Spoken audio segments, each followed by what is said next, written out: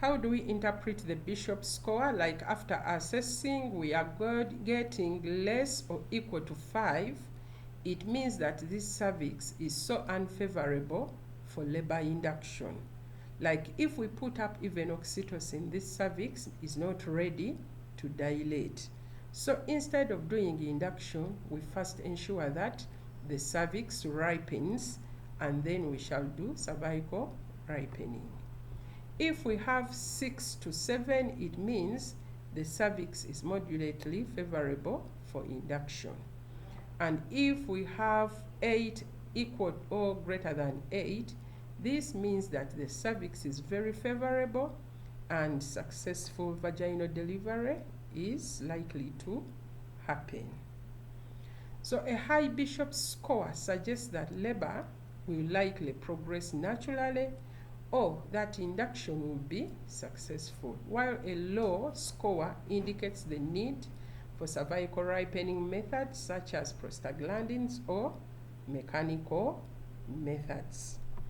Now, after us assessing the Bishop's score, and we are having a Bishop's score which is less than 5, ideally we say less than 6. If we have a Bishop's score less than 6, we are going to have the different methods by which we can do cervical ripening. And one method is by use of prostaglandins, and the commonest prostaglandins we have always talked about is misoprostol, and there is also another one called dinoprostone. All these are drugs in the prostaglandin category.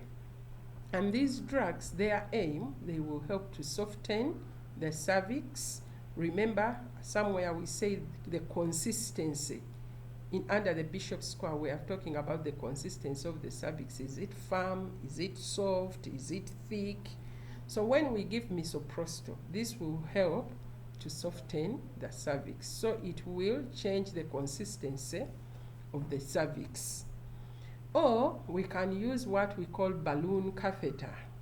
So here what they do, they pass a catheter and balloon it and leave it there. This is a mechanical method.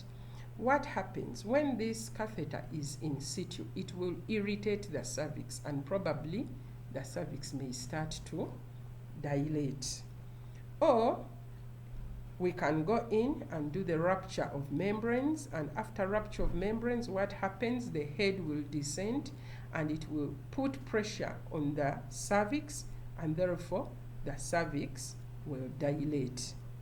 And another method is called a membrane sweep. I don't know whether all of you have ever seen it, but when you go in the hospital, you can look at doctors putting the fingers and then they try to sweep. It is like they are peeling off the chorion membrane from the cervix.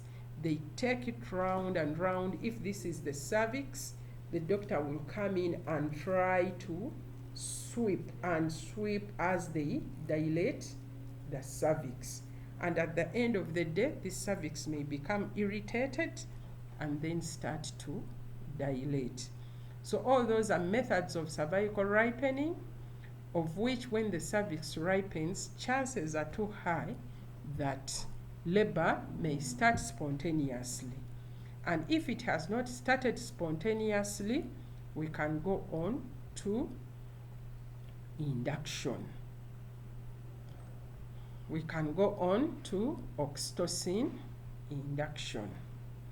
And we shall only carry out oxytocin induction if we have a favorable cervix or after cervical ripening. So we cannot start up oxytocin when the cervix is not ripened, or when the cervix is not soft, or when the cervix is not ready. We cannot start oxytocin infusion. We only start oxytocin infusion when the cervix is ready for dilatation. So what do we do in oxytocin induction? In oxytocin induction, first of all, we shall carry out patient's assessment. And under this assessment, the key one is to assess the Bishop's score and any other maternal contraindications like we've talked above: contracted pelvis, malposition, all that. We rule out all those things. It means that we have an adequate pelvis, we have a normal baby lying cephalic, the Bishop's score is above 6, then we are sure that we can start up an oxytocin infusion. Then after that, after our assessment, of course, we shall prepare an oxytocin administration by putting up an IV line. Preferably, we shall need a line with a big bore, basically pink, green, gray, any of those, but not yellow and blue.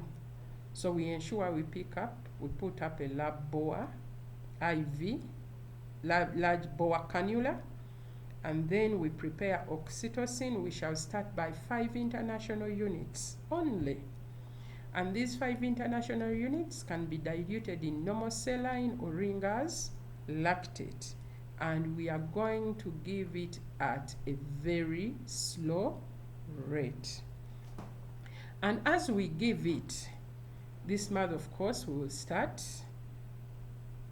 contracting.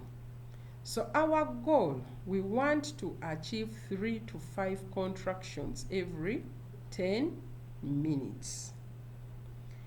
That is, each lasting 42 seconds. What does it mean? These are strong contractions. They are not mild, they are not even moderate. So if the mother gets strong contractions, 3, 4, or 5 strong contractions every 10 minutes, then we are doing something good. And during this, the uterus should be relaxing. They should be normal contractions, not those very sharp, uncontrolled contractions. They should be very normal contractions, which we plot on the pathograph, and then we shall know we are successfully doing induction of labor. So as we do induction of labor, we closely monitor the mother with a pathograph. And when you look at the pathograph, it has all its parameters. We look at the fetal condition, whereby we are going to look at the fetal heart, and we must detect it, fetal distress, that is below 120 and above 160. We shall be able to detect it as quickly as possible. We shall also look at the molding, the state of membranes, the liquor, etc. Then we come down and also look at the uterine contractions. As we said, that uterine contractions should be of normal range, lasting 40 to 60 seconds. If they are more than that, then that is overstimulation, which is very dangerous to our mother. Then we shall also continue to look at maternal vital signs, that is blood pressure, heart rate, pulse rate, temperature, to rule out maternal exhaustion or maternal distress. And we can also look at the progress of labor. We palpate, is the head, is the presenting part coming down, or it is at one station. So all these are key parameters for us to monitor induction of labor. So, when should we get worried? We are saying that our aim is to achieve 3 to 5 strong contractions in every 10 minutes. And this contraction should last between 40 to 60 seconds. But when can we need to stop abruptly? When these very strong contractions are lasting more than 60 seconds. It means the contractions are too high, and especially the mother may not be able to bear these contractions. So when we see this, immediately we stop the induction. When we monitor the fetal heart and the fetal heart rate is giving us evidence of fetal distress, automatically we stop. Maternal distress, remember we are monitoring all the parameters of fetal well-being and parameters of maternal well-being. That is the blood pressure, temperature, pulse, etc.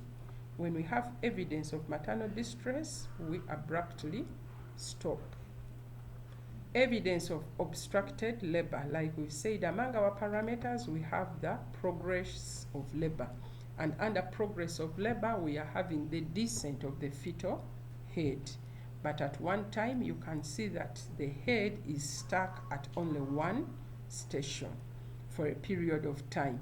So when you detect that, please immediately stop the induction and opt for another delivery method, preferably cesarean section.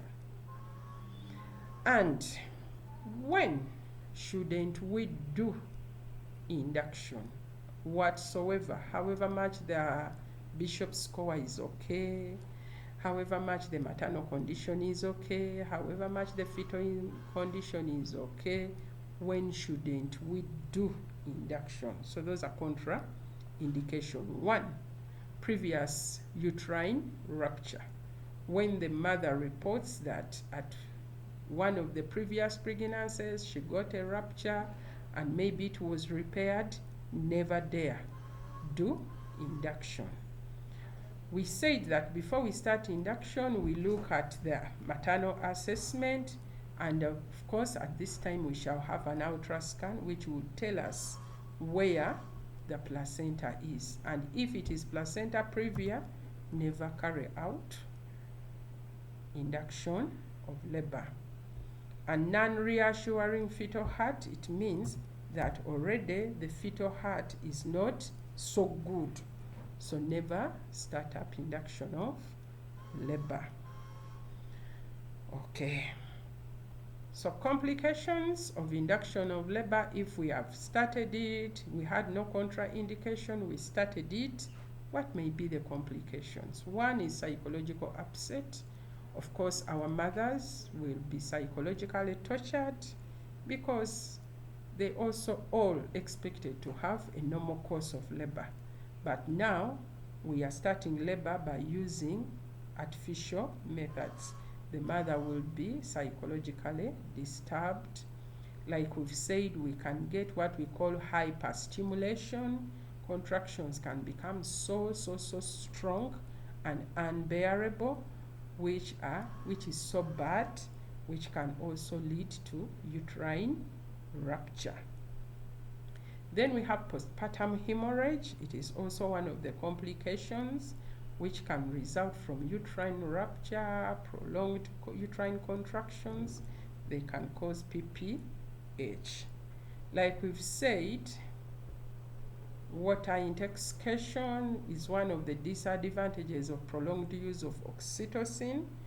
This mother can get what we call water intoxication as a complication.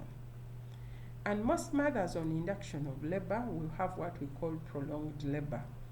Usually they start it in the morning, and this mother can have a very long time in the process of laboring, which is also so psychologically stressing. We may also need analgesia to relax on to work on the pain this mother is having and the psychological stress. But remember, the analgesia also has its complications, which are related to fetal hypoxia, they are related to fetal brain damage. So all these may be complications of induction of labor. And sometimes, if induction of labor fails, we shall have to transfer this mother for cesarean section. And when we talk of cesarean section, it is indicated in high specific risk situations, such as we have failed induction, we started it when all parameters are okay, but after giving oxytocin, the cervix, after ripening the cervix, it is not ripening. When we give oxytocin, there is no progress, then we can switch to a cesarean section. We can also switch to a cesarean section if we detect fetal distress, and that is a non-reassuring fetal heart, when we get meconium stained, etc. Of course, when you get this, you stop the infusion immediately and then you go for cesarean section. Then we can have a cephalopelvic disproportion, especially when we have a big baby and this baby is estimated to be greater than 4.5 kilograms, especially in diabetic mothers. Please take this mother for cesarean section. Don't bear with her for induction of labor. So in brief, that is prolonged pregnancy plus its management. So in the brief I've said, what are our takeaways? What do we, in the whole scenario, what are the few things we should not forget? That 40 to 42 weeks, we shall generally recommend induction of labor. And remember, induction of labor starts with cervical ripening. So we can start on the process of induction either by cervical ripening or to oxytocin infusion. Then 41 weeks, we shall say expectant management. We shall monitor and allow our mother go into normal labor, natural normal labor. If we have any fetal distress, any complications which occur on the way, we shall immediately deliver by cesarean section. We shall immediately deliver by cesarean section. So those are the key take home into this message. With these few things, I welcome questions, clarifications, additions and subtractions. Good morning.